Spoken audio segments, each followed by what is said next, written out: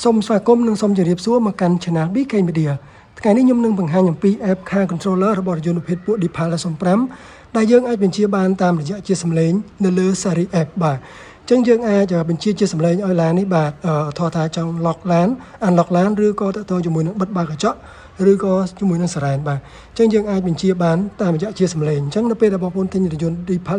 05បងប្អូនបាទត្រូវតែមាន App បាទមិនថាជា Master Account ឬក៏ជា Share Account ទេអាចប្រើបានដូចគ្នាអញ្ចឹងដើម្បីធ្វើការដាក់បងប្អូនចូលកន្លែងឆូតនៅខាងស្ដាំដៃនេះត្រេនេះហើយចូលកន្លែងសញ្ញា setting នេះមកបាទហើយបងប្អូនអូមកដល់ខាងក្រោមអស់បងប្អូននឹងឃើញពាក្យថា Siri នេះបាទ Siri នេះបាទ Siri ចុច Siri មកអញ្ចឹងកន្លែង Siri នេះគឺមានមុខងារបញ្ជាសំឡេងមានច្រើនបាទអញ្ចឹងបងប្អូនអាចដាក់ option ណាមួយដែលបងប្អូនពេញចិត្តខ្ញុំសូមដាក់តែពីរ option ទេមានកន្លែងតទៅមួយដោះសោតទៅជាមួយកន្លែងចាក់សោឥឡូវខ្ញុំតទៅជាមួយកន្លែងដោះសោសិនដល់យើងប្រើជាភាសាអង់គ្លេសភាសាខ្មែរគឺអត់ទាន់ support ទេអញ្ចឹងខ្ញុំសូមចុចសញ្ញាបូកនេះមកបាទបន្ទាប់ពីសញ្ញាបូកឡើយនេះមានឃើញពណ៌ខៀវ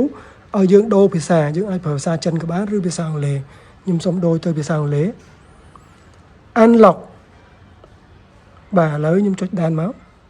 ខ្ញុំនឹងទៅកន្លែងនេះមួយទៀត lock បាទកន្លែងនោះគឺ lock បាទខ្ញុំសញ្ញាបូកមួយទៀតខ្ញុំចុចកន្លែងដូរភាសានឹងទៀតបាទ change voice fresh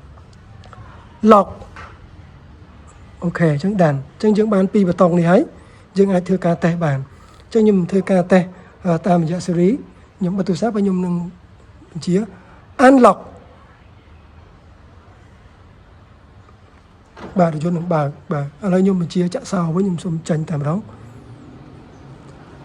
lock បាទរថយន្តនឹងចាក់សោបាទបងប្អូនឃើញងាយនៅពេលដែលបងប្អូនមាន app ខ្ញុំសូមចាញ់បាទមាន app Car Control គឺបងប្អូនអាចប្រើជាមួយនឹងមុខងារនេះបាន